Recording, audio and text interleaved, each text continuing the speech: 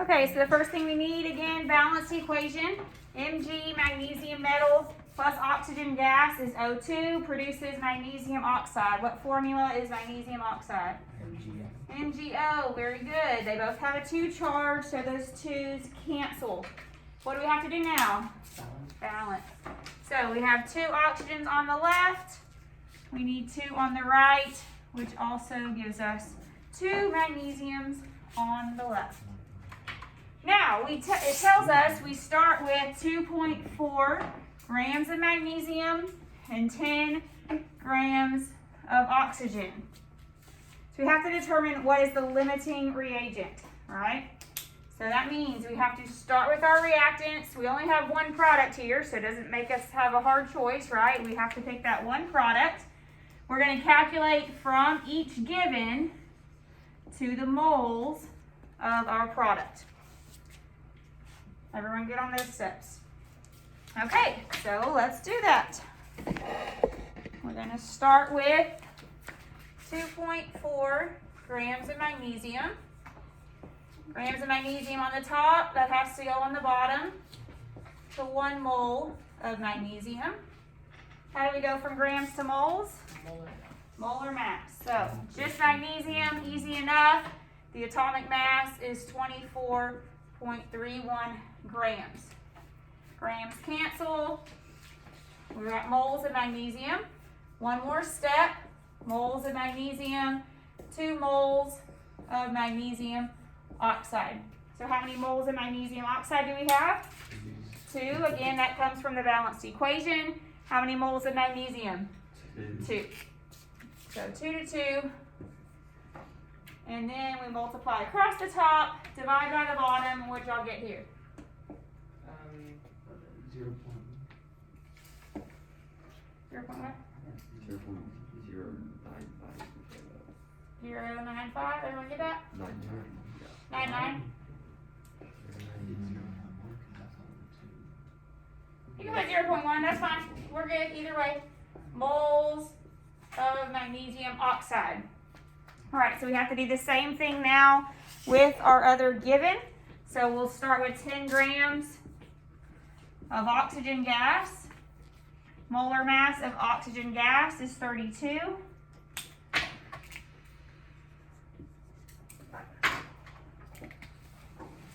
Grams of O2 to 1 mole of O2. Next, we use our mole ratio. Moles of oxygen gas has to go on the bottom. Moles of magnesium oxide next. Again, from the balanced equation, how many moles of magnesium oxide do we have? 2 moles of oxygen gas, just 1. Multiply across the top, divide by the bottom, basically 20.625. Perfect. Okay, so what is our limiting reagent here? Magnesium. Everyone agree? That is what produces the smallest amount of product, so that has to be our limiting.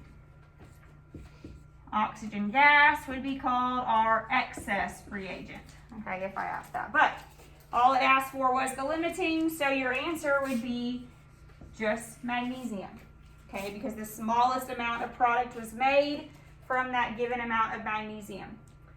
The next question says, what is the mass of magnesium oxide produced? What do we start with here?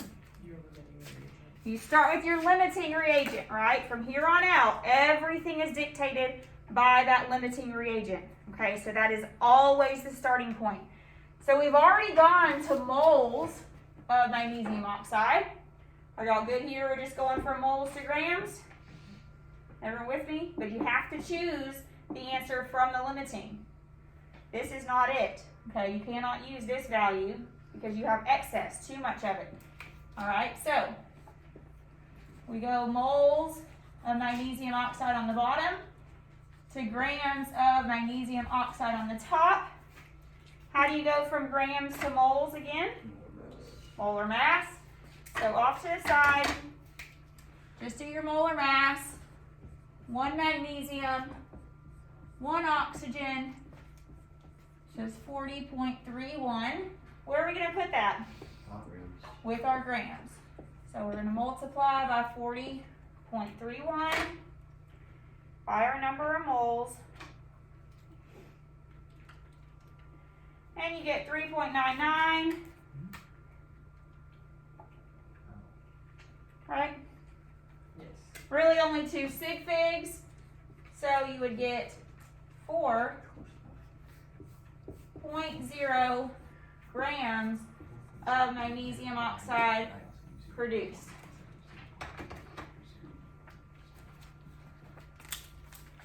Any questions on that?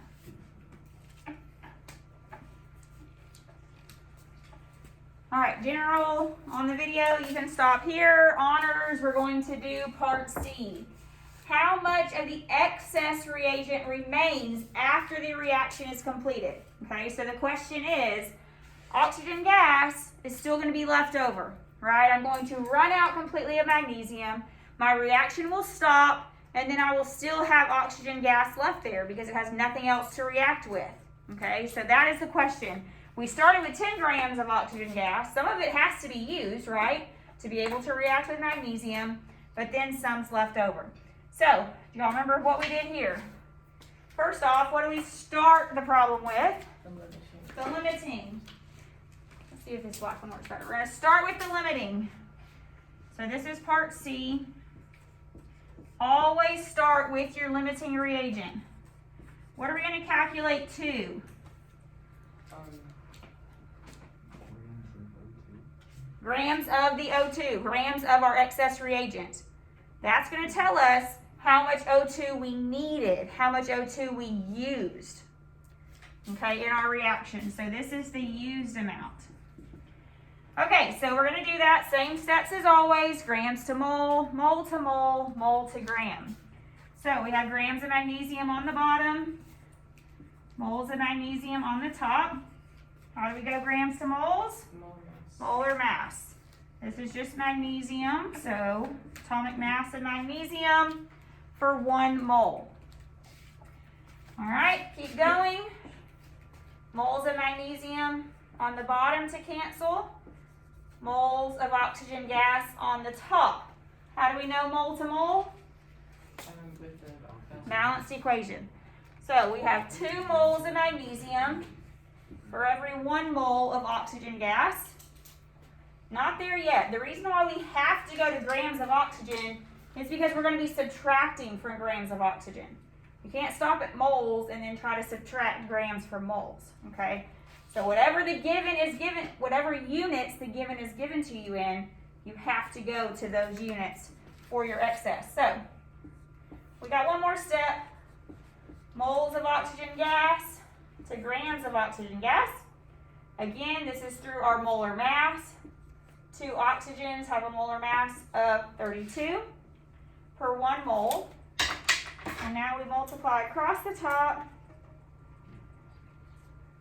divide by the bottom, and I got 1.58 grams of O2. Remember, this is how much oxygen I used. Okay, that's how much was needed in order to use up all of my magnesium. At that point, my reaction stopped. Okay, but I still have oxygen left over. So the question though is, how much oxygen is left over? So how do I know how much is left over? You subtract the 1.58 from the 10 grams of oxygen. Very good. If we started with 10 grams, right, that's how much oxygen we started with. We only used 1.58 grams of oxygen. The difference then is how much is left over. Let's see if I got that in my head. 8.42 grams of oxygen gas left over. Any questions on this review problem? Okay. Any questions at all on limiting, finding the product, finding the excess? All right, we have one last lesson for this unit. It is on percent yield. So here are the terms you need to know.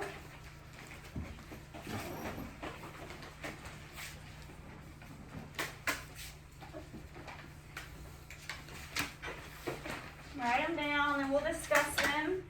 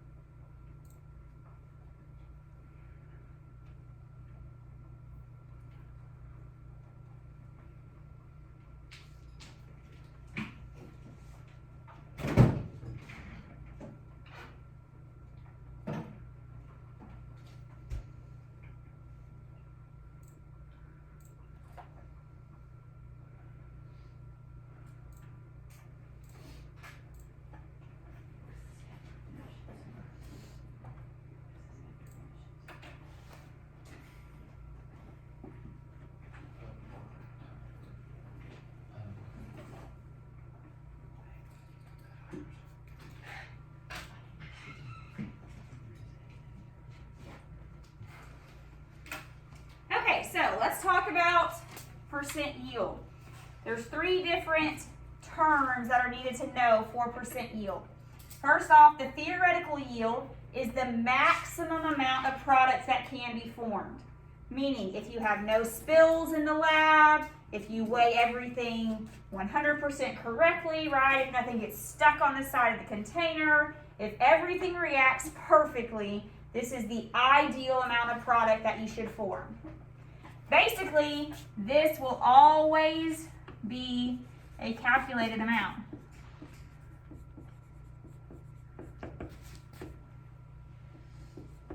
From reactant. So it's saying if I start with this much reactant, how much product will I form if everything's perfect? Okay, so it's a calculated value. The actual yield is the experimentally measured amount of the product, meaning it's not usually as much as the theoretical, because I might spill something, I might not have measured everything correctly, everything didn't all the way react as it should, I left some solids around the inside of my beaker when I was trying to measure. Okay, so the actual yield is the experimental amount. That's saying this is how much product I really got. Okay. The percent yield then is what we're trying to figure out. How good, how efficient was my lab results? So what I'm doing is I'm comparing what I actually obtained, my actual yield for the product, over theoretical yield, what I should have calculated, what I should have theoretically obtained. Okay, you divide the two, multiply by 100, and you get your percent yield. Okay, it's measuring your efficiency of the chemist. How good were your lab results? How efficient was your reaction? Okay, so we're going to look at a problem. I'm going to kind of tell you how to pick out what in the problem is going to be your theoretical, what is going to be your actual. Okay, because that's the only tricky part that comes in with these problems.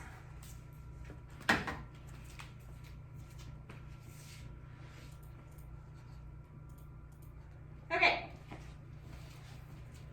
so we're going to have a chemical equation, okay, because we're going to have to calculate our theoretical yield. All right, so we have to have a balanced equation. So for the following reaction, 36.8 grams of benzene. So we have benzene reacts with an excess of chlorine gas. Don't let that excess throw you off. All that's saying is that chlorine gas is my excess reactant. That my limiting is what I'm talking about here, the benzene. Okay, and then the actual yield of C6H5Cl is one of my products, and it tells me I have another byproduct that is hydrochloric acid. So HCl is another product. Hey, how nice. This one's already balanced for us, right? Good. Okay. So in the problem, it tells us we are starting with 36.8 grams of benzene. And then it tells us the actual yield is 38.8 grams of this thing, C6H5Cl. It tells us this time actual yield. It might not always say that. Let me tell you how we're going to pick out what your theoretical is and what your actual yield is. Anytime the amount of a product is given to you, this is your actual. Okay, so if your product amount is given to you, there's no way to calculate that, right? That's what you're measuring experimentally in the lab. So that has to be given to you if you need to use it. So this is always going to be your actual. Anytime a product value is given to you, that's your actual. This is not our theoretical though, because our percent yield is in terms of a product amount. But can't we calculate from grams of this to grams of our product? That is your theoretical. So when you calculate from grams of your reactant to grams of your product, that is your theoretical yield, okay? Because the theoretical is a calculated amount of how much product is formed. Okay, so two things that are very important. We have our formula here. Percent, man, I've got all these new black markers and I picked up the dead one again. Okay, percent yield is actual over theoretical times 100. This always has to be in terms of the same thing because you are dividing them, multiplying by 100 to get a percentage. So this has to be in terms of your product. Okay, it has to be grams of the product, whichever one it is you're looking at, and this time we're looking at this, over grams of the product. My point is, don't just see two numbers and plug them in and solve a problem, okay? It has to be both in terms of the same thing. Have I lost y'all? Makes sense. The actual amount will always be the amount of the product given. The theoretical amount is always calculated from the reactant to the product. Now with me? Ready to try it? Here's some steps. We're going to always calculate our theoretical first and then just plug it into our equation. So we know that our actual is 38.8 grams. We do not know our theoretical. That's what we have to calculate first. So give yourself some room over the side. We're going to calculate from that reactant 36.8 grams of benzene. If I'm going from grams of benzene, I got to go grams of benzene on the bottom. What am I going to go to next on the top? Moles of benzene. Good. How do I go grams to moles? Molar mass. So my molar mass is 6 carbons, 6 hydrogens.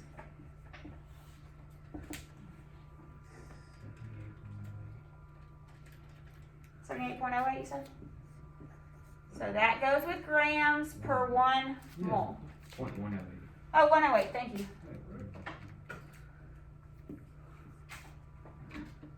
Sorry, can only hear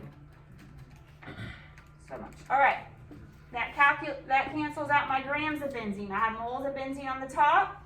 It has to go to the bottom next to cancel. What am I going to go to next on the top? Moles of that product. How do I know moles to moles again? By the balanced equation. By the balanced equation. This one's simple. Everything has a 1, so 1 to 1. And last step, I have to get to grams, so I have equal terms. So I have moles on the bottom, grams on the top. Again, grams to moles. How do I know that? Molar mass. So 6 carbons, 5 hydrogens, and a chlorine. Whew, barely fitting it in there.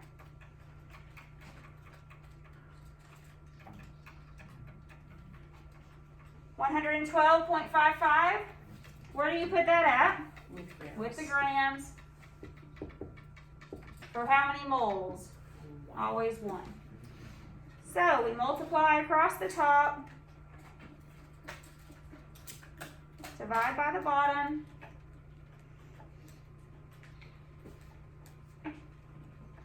and you get 53. Yes. We'll say 53.03 grams of that product. So it has to be in the same terms. Do you think my theoretical value should be greater than, smaller, or does it matter to my actual? Greater than. It should always be greater than. If it's not, that's your clue. Hey, I did something in my calculations wrong, or I'm looking at the wrong values somewhere. Okay, your theoretical should be larger than your actual. So all we do now, plug in that theoretical amount, 53.03. Keep in mind, this has to be in terms of the product. They have to have the same unit, and you have to be talking about the same substance. That's how you should know. I just don't plug in this benzene number. Okay, it has to be talking about the product. So divide, multiply 100 by 100, and you should get, we have 3 sig figs, 73.2%.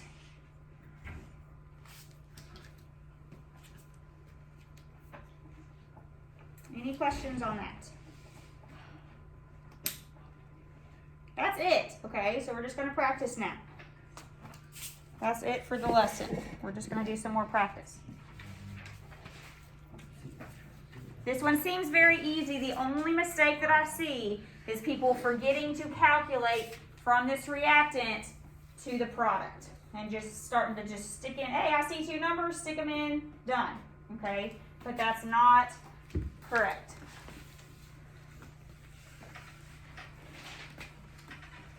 All right, let me pull up the problem so y'all can start looking at it while I erase all this.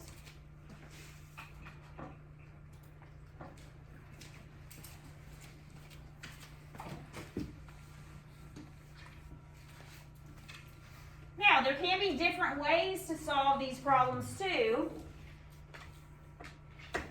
Meaning I could give you your percent yield, right? And then I could ask you to calculate theoretical or actual or something like that, okay? As long as you have two of the values, you can calculate the third. So let's do just a normal one first. Methanol can be produced through the reaction of carbon monoxide and hydrogen gas to form methanol, CH3OH. Look at that, balance it for you and everything.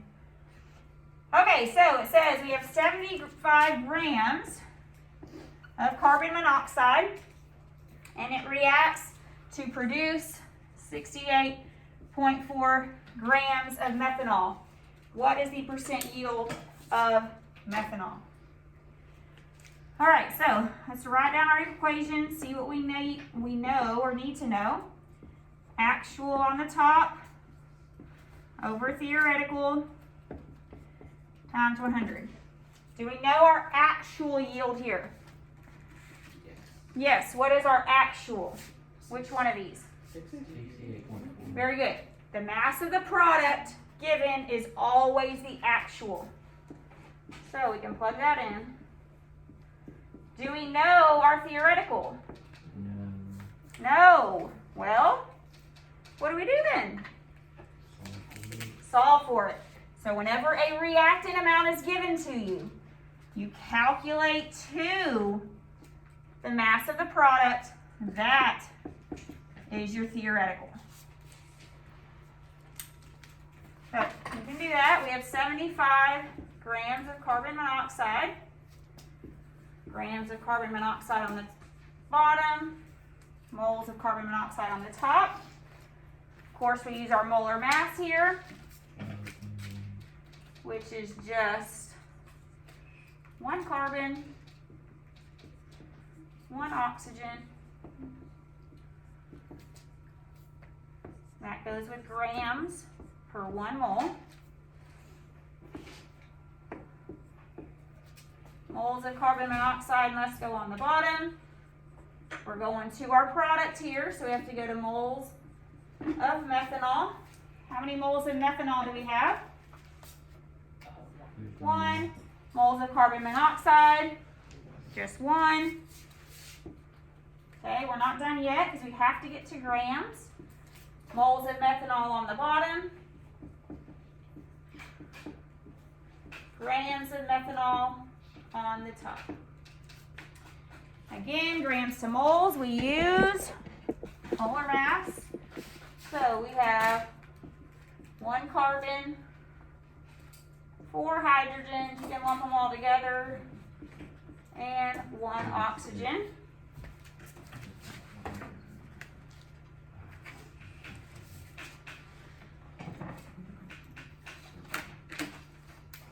You get 32.04. Plug that in with grams for 1 mole. Again, multiply across the top, divide by the bottom, and you get 85.8 grams of methanol. So what is this now considered? That's your theoretical. Okay, so the theoretical will always be calculated from a reactants amount to the product. So then you can plug it in.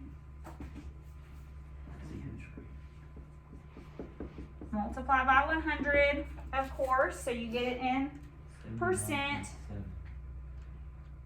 Oh, I quit today. 79.7. Don't forget your unit percent. You can put percent methanol if you like. That's good. Do what now? Yeah, there actually is only 2 sig figs, so you're probably right. 80 point. Put that point in there, so it's 2 sig figs. Because I rounded up to 85 points, I rounded up to 85.8 because the 2 sig figs to 86. Yeah. I just kept 80%. Yeah, that's fine. Right. That's good. Cool, fine, right. Any questions on this? Pretty good?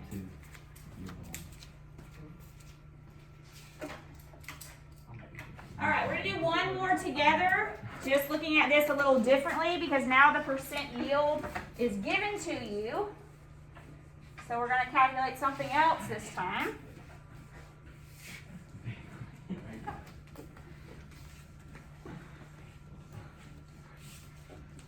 All right, so this problem says, how many grams of fluorine gas are needed to produce 120 grams of phosphorus trifluoride if the reaction has a 78.1% yield? So what do we need to do first? Balance it. All right. So we have 4 phosphoruses on the left, so what do we need over here? 4. How many fluorines does that give us on the right? 12. So how many fluorine gases do we need? 6. And we're balanced. So now the equation tells us, or the problem tells us, we are producing 120 grams. We want to know how much fluorine gas we need to start with in order to have this percent yield of 78.1. So let's plug in what we know. Okay, we know our percent yield is 78.1. What do you think we know here? What is this 120 grams telling us? That is the actual. Okay, so remember, when the mass of a product is given, always the actual. That's how you know. So we have 120 grams. We do not know our theoretical. I'm going to just call it a T. You can call it an X. You can call it whatever you want. I'm just going to put T for theoretical so I don't get confused. Okay, so now we have to calculate for that T. What would you do first here? I'm going to divide by 100 to get 0.781. 120 over T. What do we do now? We got to what? Multiply by T, right?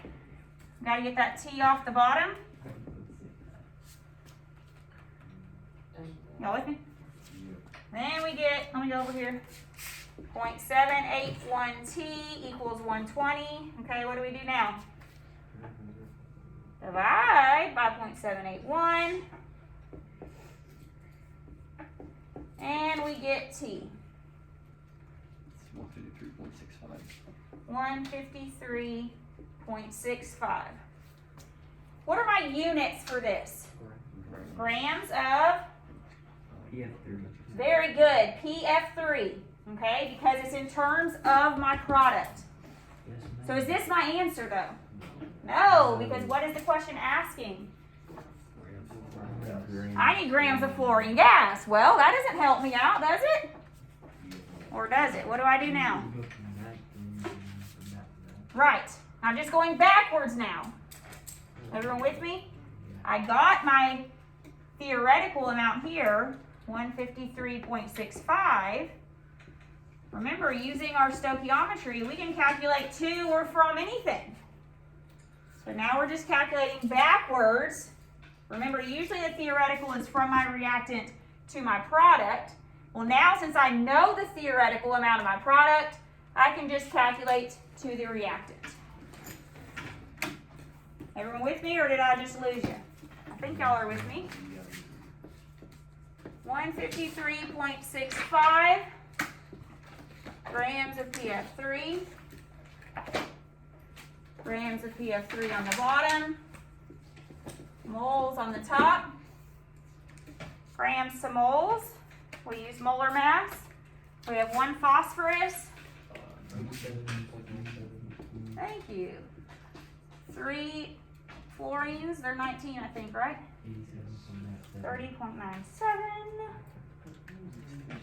You get 87.97. Where are we going to put that? Very good, with my grams per 1 mole. All right. Moles. PF3 on the bottom. What am I going to go to on the top? F2. Very good. That's what I'm trying to calculate to. Exactly. So how many moles of F2 do I have? 6. Great. Straight from the balanced equation. How many moles of PF3? 4. Man, y'all are rocking today. All right. Moles of F2, grams of F2. So, how do I know grams of F2? Molar mass, 38. Where do I put that? Grams for 1 mole. Remember, just as a reminder, it's always 1 mole for your molar mass. The only time you look at this balanced equation to see the number of moles is in this one step, mole to mole. Multiply across the top.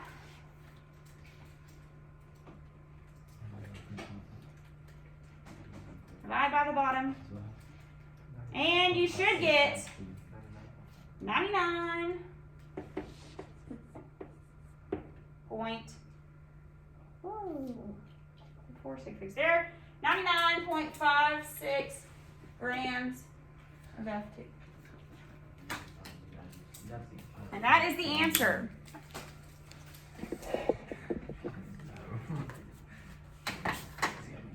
Any questions on percent, actual, theoretical? Guess what? That is your last chemistry lesson ever from me. All right.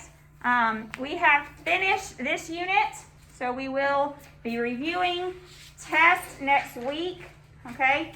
What do we have decided? Me and Ms. Powers think it'll be best, instead of trying to cram in another new unit, we're going to review the high points we've done throughout the year. All right. And then do like little tests on review chapters together. Okay. The goal is to help you out with your grades, not trying to learn new stuff, but review stuff, especially for those that have to take the final or those that are going to AP, so we review everything. And a lot of the stuff we did at the beginning of the year, guys, we've built on and done over and over again since, so it's not that big of a deal. We are going to review, and I'm not picking out all the little nitpicky stuff, who found the atom, who found, not all that stuff, right? Big picture stuff, things that we want you to remember from chemistry. Okay, so this is your last chemistry lesson. How about that? Woohoo!